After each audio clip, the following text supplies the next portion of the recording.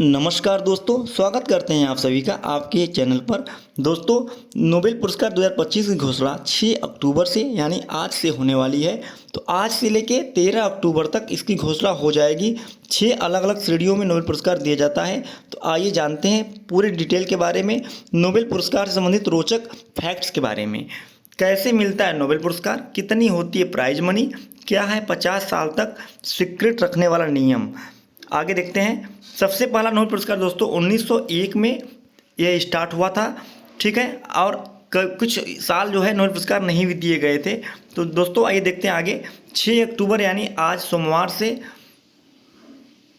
Physics से लेकर literature तक की श्रेणी में प्रतिष्ठित नोबेल पुरस्कार की घोषणा की जाएगी। 13 अक्टूबर तक इन पुरस्कारों का ऐलान होगा और अलग अलग श्रेणियों में पुरस्कार का ऐलान भी होगा। इन पुरस्कारों में सबसे पहले फिजियोलॉजी यानी मेडिसिन श्रेणी में विजेताओं का ऐलान होगा। कोरोलिंस्का इंस्टीट्यूट वालेंसबर्ग सलेन में नोबेल असेंबली की तरफ से विजेताओं का ऐलान होगा।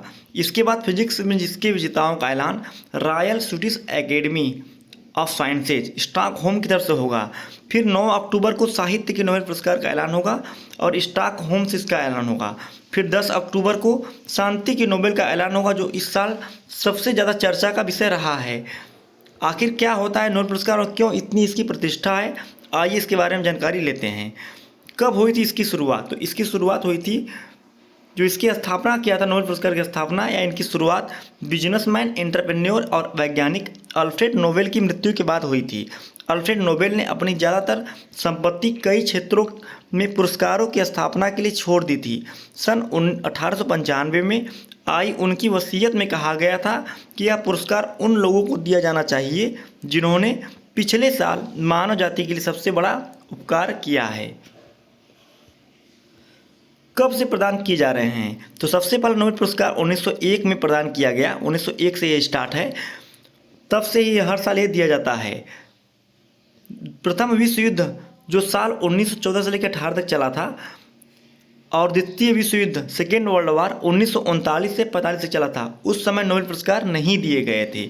इसके अलावा प्रत्येक वर्ष यह दिया जाता है। नोबेल पुरस्कार कैटेगरी क्या है? तो यह स्टार्टिंग में 1901 में जब स्टार्ट हुआ तो ये 5 कैटेगरी में दिया गया शुरू हुआ। फिजिक्स, केमिस्ट्री, मेडिसिन, साहित्य और शांति। तो 5 क्षेत्रों में ये स्टार्ट हुआ था। उसके बाद 1968 से इसमें अर्थशास्त्र, इकोनॉमिक्स को क्या है जोड़ दिया गया। तो इस 1968 में कुल मिलाकर अब ये 6 श्रेणियों में दिया जाता है। नेक्स्ट देखते हैं, शांति पुरस्कार सिर्फ नॉर्वे से ही क्यों दिया जाता है? अपनी वसीयत में अल्फ्रेड नोबेल ने स्पष्ट किया था कि वह नोबेल पुरस्कार विजेताओं के चयन के लिए किसे जिम्मेदार बनना चाहते हैं। ये पुरस्कार स्वीडिश इंस्टीट्यूट्स की तरफ से दिए जाते हैं, लेकिन नोबेल शांति पुरस्कार अकेला ऐसा पुरस्कार है जिसका फैसला नॉर्वे की संसद की तरफ से चुने गए 5 सदस्यों की एक समिति की तरफ से किया जाता है। अल्फ्रेड नोबेल के जीवन काल में स्वीडन और नॉर्वे एक संघ में शामिल थे। दोस्तों, नोबेल पुरस्कारों के लिए बनी आधिकारिक वेबसाइट पर भी इस बात की कोई जानकारी नहीं है कि सिर्फ नॉर्वे में ही नोबेल पुरस्कार क्यों दिए जाते हैं। वेबसाइट पर यह जरूर लिखा है, चूँकि पुरस्कार समिति ओस्लो में है, इसलिए यह नतीजा निकलता है कि पुरस्कार भी वहीं दिया जाता है।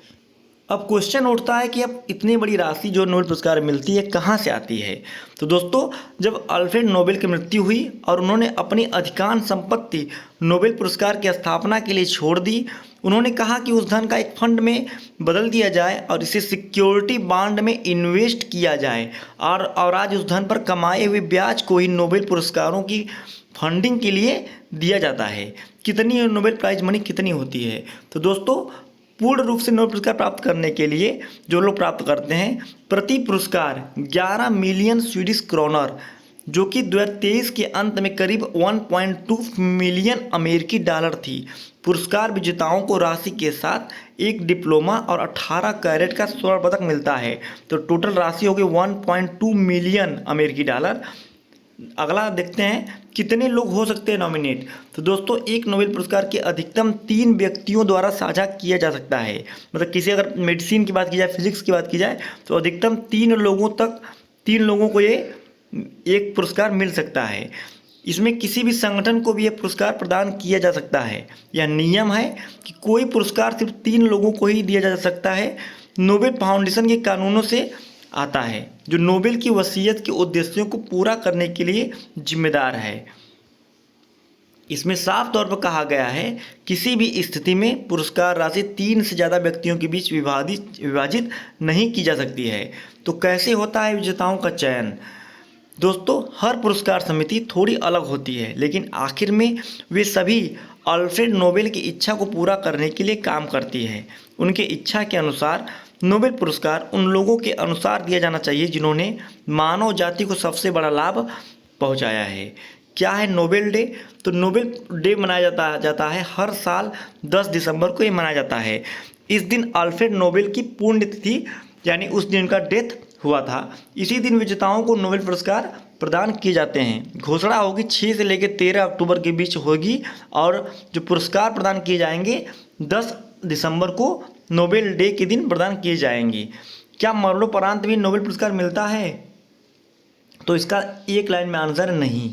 नोबेल पुरस्कार मरणोपरांत नहीं दिया जा सकता। हालांकि सन 1974 से अगर पुरस्कारों की घोषणा के बाद विजेता की मृत्यु हो जाती है तो भी उसे यह पुरस्कार दिया जा सकता है। पहले किसी व्यक्ति को मरणोपरांत पुरस्कार तभी दिया जा सकता था जब उसका नामांकन उसी साल 1 फरवरी से पहले हो चुका हो, जैसा कि एरिक एक्सल कार्लफेल्ड साहित्य में नोबेल पुरस्कार 1931 और डैग हैमरशॉल्ड शांति में नोबेल पुरस्कार 1961 के मामले में था। नेक्स्ट देखेंगे, 50 साल तक जो है नहीं बताना होता है नामांकन से जुड़ा राज। नोबेल फाउंडेशन के नियमों के अनुसार नामांकनों की जानकारी 50 साल तक अवधि तक सार्वजनिक या निजी तौर पर जाहिर नहीं की जानी चाहिए। यह प्रतिबंध न सिर्फ नॉमिनेटेड व्यक्तियों और नॉमिनेटर्स पर लागू होता है, बल्कि पुरस्कार प्रदान करने संबंधी जांच और राय पर भी लागू होता है। तो दोस्तों, आशा करते हैं आपको नोबेल पुरस्कार संबंधी जानकारी अच्छी लगी होगी और आगे हम नोबेल पुरस्कार किस कैटेगरी में किसको मिला उस पर भी एक वीडियो बनाएंगे। आपसे रिक्वेस्ट है, चैनल पर नए हैं सब्सक्राइब करिएगा। वीडियो अच्छा लगे दोस्तों तो लाइक और शेयर करके जाइएगा। मिलते हैं नेक्स्ट वीडियो के साथ, तब तक के लिए जय हिंद, जय भारत।